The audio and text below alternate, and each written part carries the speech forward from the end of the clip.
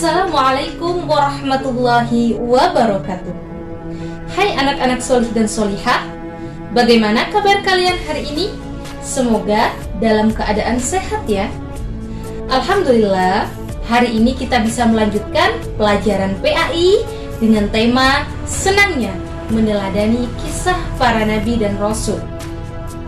Adapun submateri yang akan kalian pelajari pada hari ini yaitu adalah tentang kisah keteladanan Nabi Yunus alaihissalam. Adapun tujuan pembelajaran kita pada hari ini yaitu dengan mempelajari video ini diharapkan kalian mampu memahami tentang kisah keteladanan Nabi Yunus alaihissalam. Anak-anakku, sebelum kita memulai pembelajaran pada hari ini, marilah kita berdoa terlebih dahulu agar ilmu yang kita peroleh menjadi ilmu yang bermanfaat. Berdoa dimulai. Bismillahirrahmanirrahim. Rabbi zidni ilma warzuqni fahma.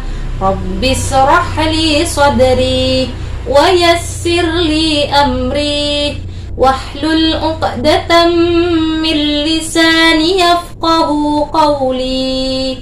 Birahmatika ya arhamar rahimin. Amin ya rabbal alamin.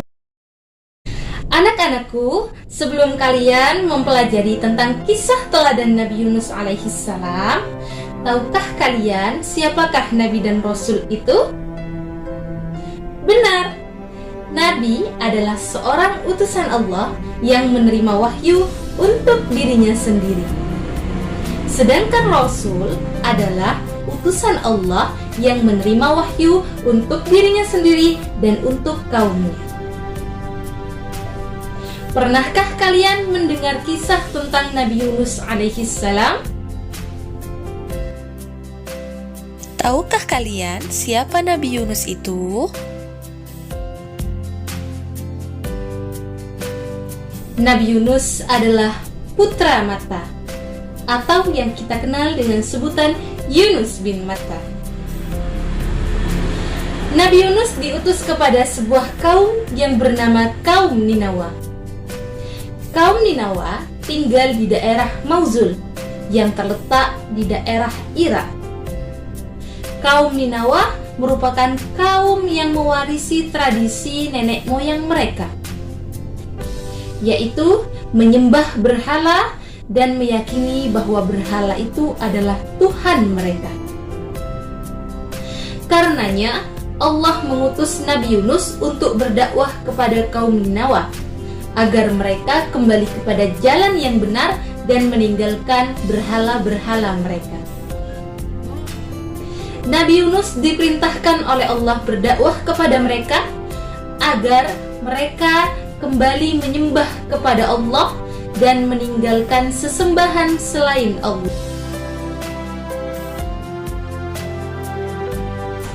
Ketika Nabi Yunus berdakwah kepada kaum Ninawa, mereka menolak ajakan Nabi Yunus. Mereka menolak dakwah Nabi Yunus karena menurut mereka ajaran Nabi Yunus yang mengajak menyembah kepada Allah atau beriman kepada Allah menyalahi tradisi yang mereka anut. Bahkan di antara mereka berani mengolok, mengejek Nabi Yunus dan sampai menghina Allah Subhanahu wa ta'ala. Nabi Yunus berkata kepada kaumnya, "Wahai kaum Ninawa, sembahlah Allah, tinggalkanlah berhala-berhala yang tidak memberi manfaat kepada kalian." Lalu kemudian kaum Ninawa menolak ajakan atau perkataan Nabi Yunus alaihissalam. Kaum Ninawa berkata kepada Nabi Yunus, "Wahai Nabi Yunus, kami tidak mau menyembah kepada Tuhanmu, karena Tuhanmu tidak tampak oleh mata kita." Setelah bertahun-tahun berdakwah, hanya sedikit pengikutnya yang mau beriman kepada Allah.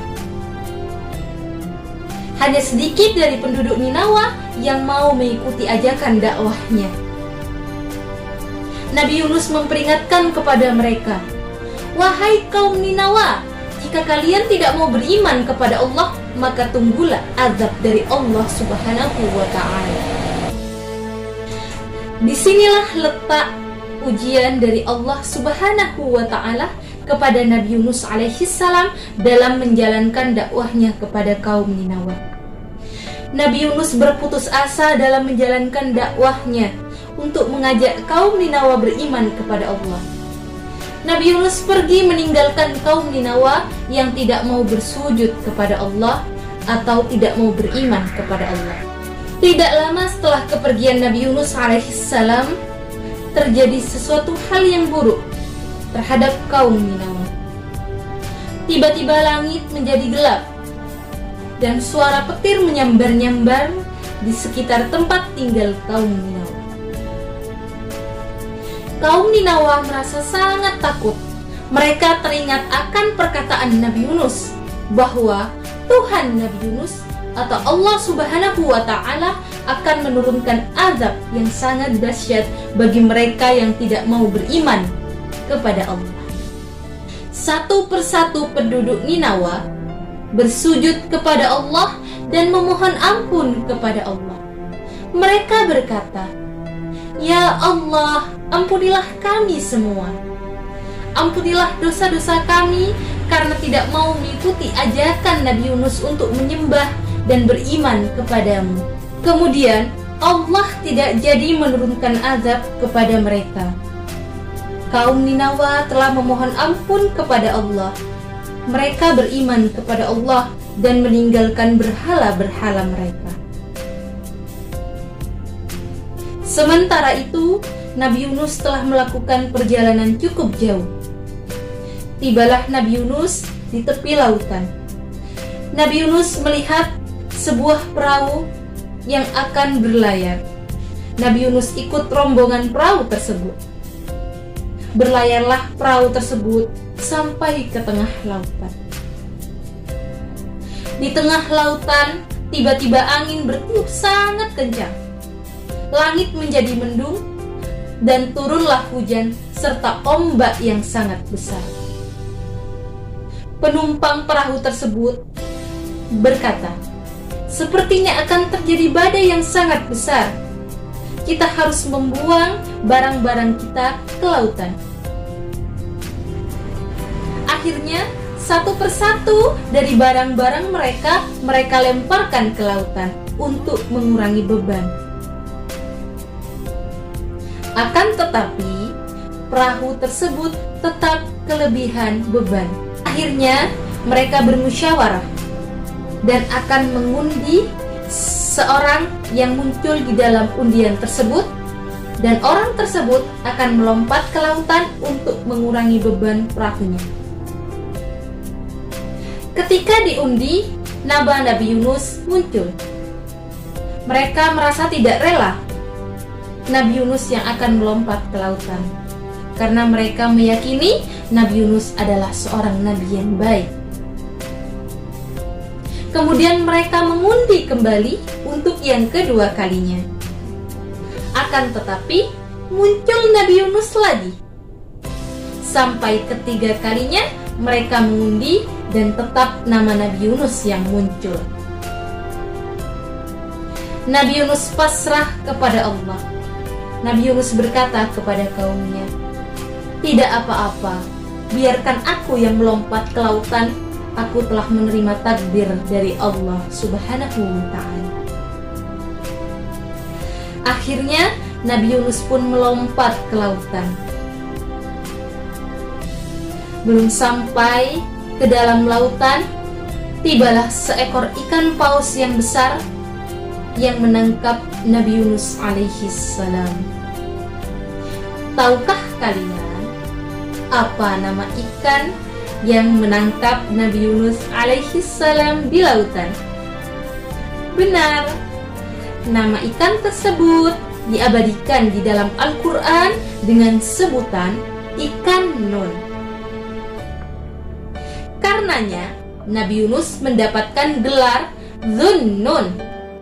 Tahukah kalian apa arti Dzunnun? Bagus sekali. Dzunnun memiliki arti pemilik ikan paus bernama Nun. Nabi Yunus alaihissalam mengalami 3 kegelapan. Pertama, kegelapan di dalam perut ikan Nun. Yang kedua, kegelapan di dasar lautan. Yang ketiga, kegelapan di malam hari. Di dalam perut ikan Nun, Nabi Yunus merasa sangat lapar. Tubuhnya semakin hari semakin lemas. Nabi Yunus menyadari akan kesalahannya. Dalam berdakwah, dia telah berputus asa. Nabi Yunus menyesali kesalahannya ketika dia meninggalkan kaum Ninawa yang tidak mau bersujud kepada Allah. Nabi Yunus berdoa kepada Allah. Dalam surah Al-Anbiya ayat 87, Nabi Yunus berdoa, La ilaha illa anta subhanaka inni kuntu minadh zalimin. Setelah beberapa lama di dalam perut ikan Nun, kemudian Allah memerintahkan kepada ikan Nun untuk melepaskan dan menyelamatkan Nabi Yunus alaihissalam. Dilemparlah Nabi Yunus ke dasar lautan. Nabi Yunus merasa sangat lapar. Dan Allah memberikan makanan di dasar lautan dengan buah-buahan. Nabi Yunus alaihissalam kembali kepada kaum Ninawa. Dan kaum Ninawa yang telah bertaubat kepada Allah dan beriman kepada Allah menyambut Nabi Yunus dengan gembira.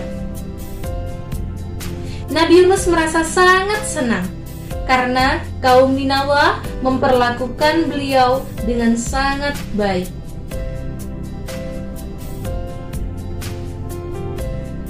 Nabi Yunus dan kaum Ninawa menjadi satu kesatuan, menjadi golongan orang-orang yang beriman kepada Allah.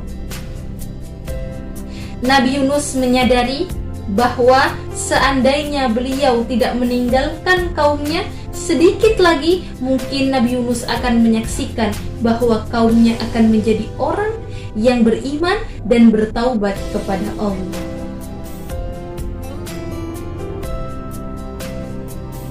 Anak-anakku, pelajaran dari kisah Nabi Yunus alaihissalam, ketika Nabi Yunus berputus asa dalam menjalankan tugasnya, Nabi Yunus mengakui kesalahannya. Beliau kemudian bertaubat kepada Allah dan memohon ampun atas dosa-dosa yang telah ia lakukan. Anak-anakku, sekarang coba kalian sebutkan pesan apa yang terdapat dalam kisah keteladanan Nabi Yunus alaihissalam. Bagus. Pesan yang pertama, kita tidak boleh mudah berputus asa dalam menjalankan kehidupan. Kita tidak boleh mudah putus asa dalam menjalankan tugas yang Allah berikan kepada kita. Yang kedua, kita harus senantiasa bersabar dalam menghadapi segala kesulitan ataupun rintangan yang oleh Allah diberikan kepada kita. Yang ketiga, jika kita melakukan kesalahan atau kita telah melakukan perbuatan dosa, maka kita harus memohon kepada Allah agar dosa kita diampuni.